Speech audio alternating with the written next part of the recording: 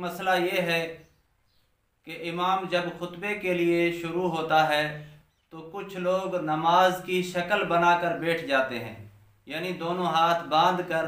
بیٹھ جاتے ہیں، اور امام جب دونوں خطبوں کے درمیان بیٹھتا ہے تو پھر دوبارہ جب کھڑا ہوتا ہے تو اتحیات کی یعنی قاعدے کی شکل میں لوگ بیٹھ جاتے ہیں۔ اس کا جواب علماء نے یوں فرمایا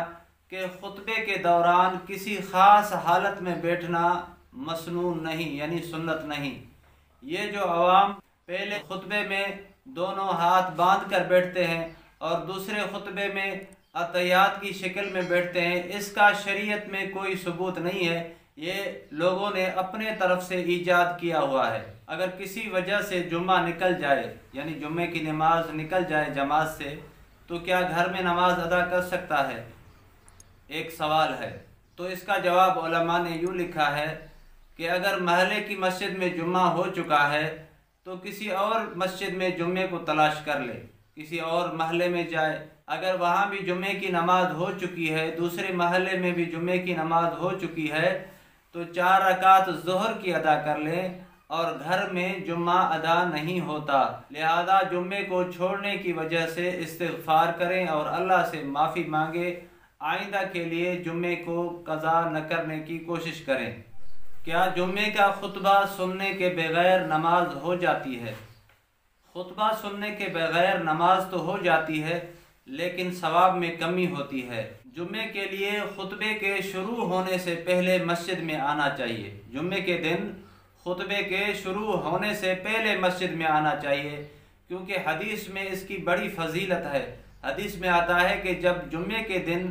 سب سے پہلے مسجد میں آتا ہے تو اس کو اونٹ خیرات کرنے کا ثواب ملتا ہے، اس طرح جو بعد میں آتا ہے تو اس کو گائے خیرات کرنے کا ثواب ملتا ہے، اور بعد میں جو آتا ہے اس کو بکری خیرات کرنے کا ثواب ملتا ہے، اور جو بعد میں آتا ہے تو اس کو مرغ اللہ کی راہ میں خیرات کرنے کا ثواب ملتا ہے، اور جو اس کے بعد آتا ہے تو اس کو ایک انڈا اللہ تبارک و تعالیٰ کی راہ میں خیرات کرنے کا ثواب ملتا ہے۔ اور اس کے بعد جب امام خطبے کے لیے کھڑا ہوتا ہے تو وہی فرشتے جو ہمارے نام درج کرتے ہیں، جو حاضری میں لکھتے ہیں، وہی دفتر بند کر لیتے ہیں، لپیٹ لیتے ہیں، اور امام کا خطبہ سننا شروع کر دیتے ہیں، اور جو بعد میں آنے والے لوگ ہیں ان کا نام اس دفتر میں نہیں لکھا جاتا، لہذا جمعے کے دن فرشتوں کی حاضری سے محروم نہ ہونا چاہیے، اور جس کا خطبہ نکل گیا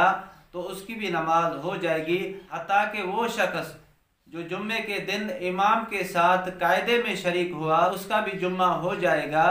لیکن افضل اور سنت اور مستحب طریقہ یہ ہے کہ سب سے پہلے جمعے کے دن مسجد میں آیا جائے۔ ایک ساتھی کا سوال ہے کہ جمعے کے دن خطبے کے دوران کوئی نماز اور نفل وغیرہ پڑھنا جائز نہیں، لیکن میں نے ایک بندے سے سنا ہے کہ امام کے پہلے خطبے کے دوران نفل اور سنت اور نماز پڑھ سکتے ہیں۔ تو اس کا جواب علماء نے یوں لکھا ہے، فتویٰ شامی میں لکھا ہے کہ اذا خرج الامام فلا صلاۃ ولا کلام الی تمامها، جب امام خطبے کے لیے نکلے تو اس کے بعد نہ نماز پڑھی جاتی ہے اور نہ کلام کیا جاتا ہے اور نہ ہی سلام کیا جاتا ہے، نہ سلام کا جواب دیا جاتا ہے۔ پہلا خطبہ یا آخر خطبے کی کوئی قید نہیں، جب امام ممبر پر آ جائے تو اس کے بعد کوئی بھی نماز پڑھنا جائز نہیں۔ ایک ساتھی کا سوال ہے کہ جمعے کے خطبے کے دوران جب امام خطبہ دیتا ہے تو یہ آیت پڑھتا ہے ان اللہ و ملائکتہ یصلون علی النبی یا ایھا الذین آمنوا صلوا علیہ وسلموا تسلیما، کیا خطبے کے دوران ہم درود شریف پڑھ سکتے ہیں یا نہیں؟ تو کیا امام صاحب جو درود پڑھتا ہے اس سے ہمارا درود ادا ہو جائے گا یا نہیں؟ تو علماء نے اس کا جواب یوں فرمایا کہ خطبے کے دوران امام صاحب جو درود شریف پڑھتا ہے وہ آپ کا درود نہیں ہوتا، لیکن خطبے کے دوران زور سے درود پڑھنا جائز نہیں ہے۔ دل ہی دل میں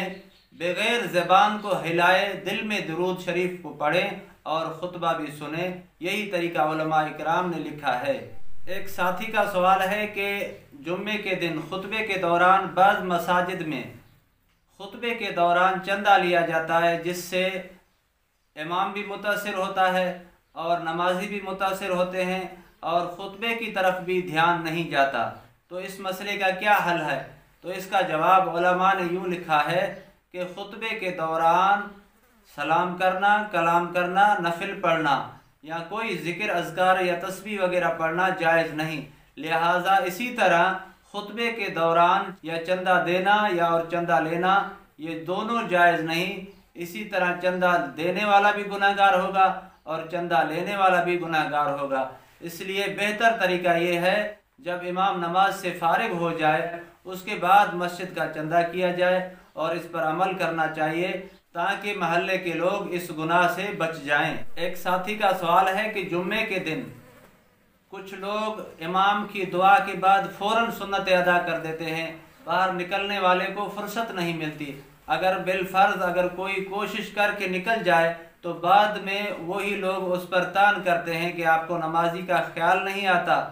تو اس کا جواب علماء نے یوں لکھا ہے، فرض نماز کے بعد یا دعا کے بعد فوراً سنتوں کو شروع نہ کیا جائے، نکلنے والوں کو مہلت دی جائے۔ کوئی مجبور ہو سکتا ہے، کوئی لاچار ہو سکتا ہے، کوئی بیمار ہو سکتا ہے، کوئی ضرورت مند ہو سکتا ہے، تاکہ ان کو مہلت ملے اور وہ مجبور نہ ہوں۔